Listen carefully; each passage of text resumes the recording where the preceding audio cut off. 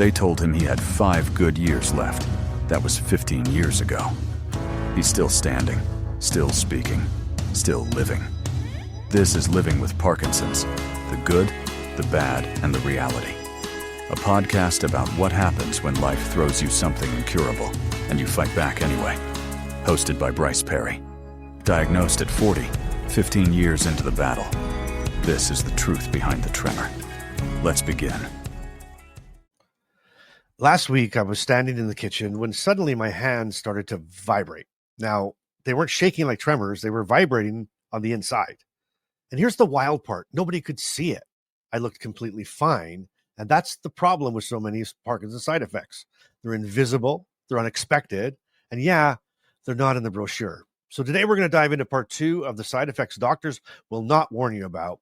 And some of these, honestly, they're worse than tremors. Welcome to Living with Parkinsons. The good, the bad, and the reality. Real talk, real life, real community with Bryce Perry. Let's begin. Hey friends, welcome back. If you saw part 1, then you already know how real this is going to get. You know, thousands of you dropped comments, you shared your stories, and you said things like, thank you, I thought I was the only one. And if this is your first time here, I'm Bryce, and this is Living with Parkinsons, the good, the bad, and the reality.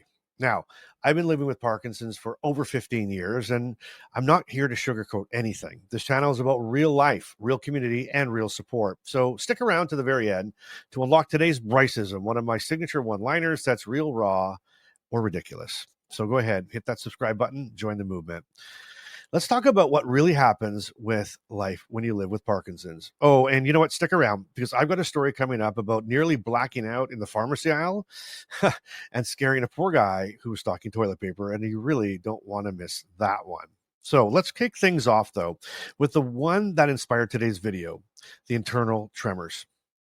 So it's like your insides are shaking, right? But nothing shows on the outside. It's unnerving, it's disorienting, and it makes you feel like you're imagining it.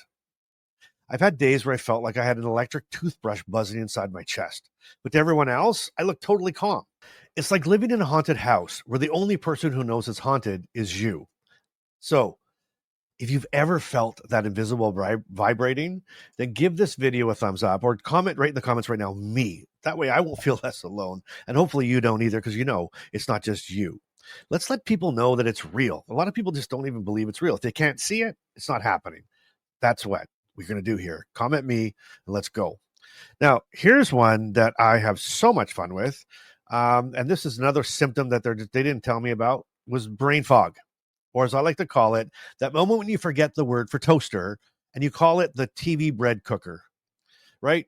I've had conversations where I'm mid-sentence and the word is just gone. I've had podcasts and videos where you know the word is gone. Opinions, right? Here we go again. How many times? I know people think that's hilarious, but again, it was one of those things that just disappeared.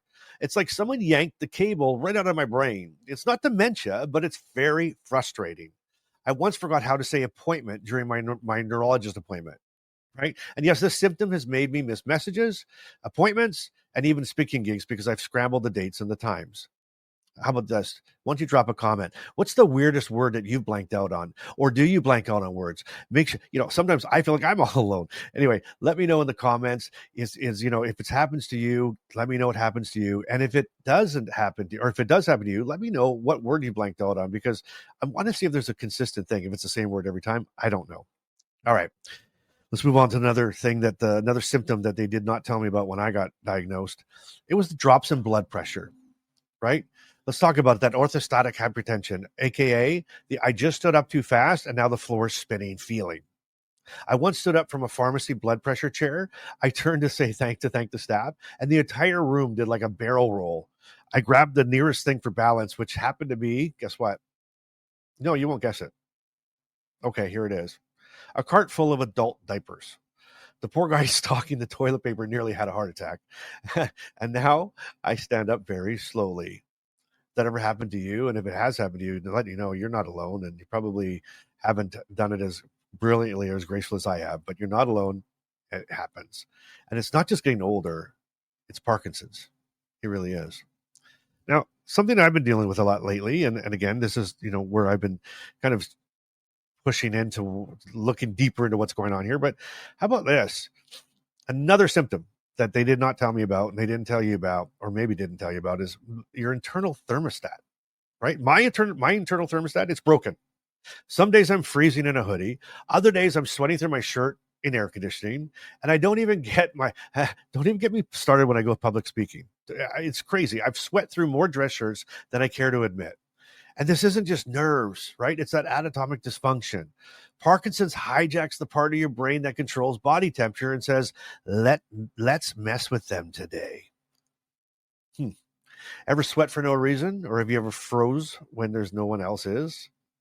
I don't know. My wife, Carmen, she says, I have like this perfect internal temperature. And she said, or perfect temperature that I need the house to be set at. It's not 19 or 20 or 21 if you're in Celsius, or I don't know, 78, 79, 80 in Fahrenheit. She says it's like 79.2 or 70.3, right? Or in Fahrenheit, it's 19.6. And she said, anything over and I'm freezing, anything under and I'm hot. Did I just do that backwards? I really did, I think. Anyway, you catch my drift. And if that's you, right, here's all I want you to put in the comments. Hot flash hero or frozen solid? Let me know. Let me know if that's you. Now, here is one that I really want to talk about, because it's not talked about often, and we've gotten so many comments, and there were so many comments from the episode 1, and that's constipation. And yep, we're going to go there. Let's talk about constipation. You know, with Parkinson's, it's not just eat more fiber. Okay. It's my meds aren't working because nothing's moving. You know, one time I went like 4 full days. By day 5, I was Googling, can a person explode from not pooping?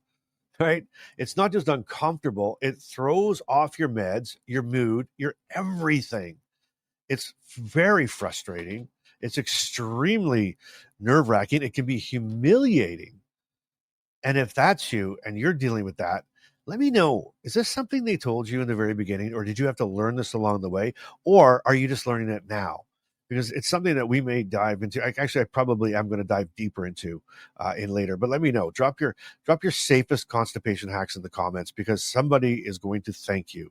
There's, you know, everybody needs one, and I don't know them all, but it is something that so many people deal with, and it's such a like this hidden, embarrassing symptom that we don't want to talk about. And I think we're going to have a whole episode just about, you know, pooping. But anyway, let me know in the comments. Let me know if that's you. Let me know if it's something you deal with, and let me know if you think it's a good idea to do a whole episode on that. Okay, here's the sixth one that they don't tell, the symptom they don't tell you about. And this one is for the overprepared. Okay, I plan my outings based on bathroom access. I've memorized every clean restroom in the city, because when I gotta go, I have got to go. No warning, no grace period. And yes, I've had accidents, and more than once. Is it humiliating? It is very humiliating. But you're not gross, and you're not alone. You've just got someone navigating Parkinson's with courage. So fill up that cup, man. Fill up that cup. And one that I've touched on, I touched on it in chapter 1 in the first video, and this one I'm dealing a lot with, and I'm feeling a lot of people have really messaged hard on this one, and I really want to touch on it again, but it's I want to go a bit deeper on it. So it's this one. My face doesn't always show what I'm feeling. My voice is quieter. My smile doesn't always show up. People are always asking, are you mad? Are you bored? Are you tired? And you know what? Sometimes I'm tired, sometimes I'm mad, and sometimes I am bored. But sometimes I'm having the best moment of my day, and nobody can tell. That disconnect, it wears on you. Have you been there? And if you're there and you're feeling that, here's the truth. You don't know anyone at performance. You're still you, even if your face isn't playing along. So what helps? Well, one of the main things that helps is staying on, right? Staying on your on time instead of your off time.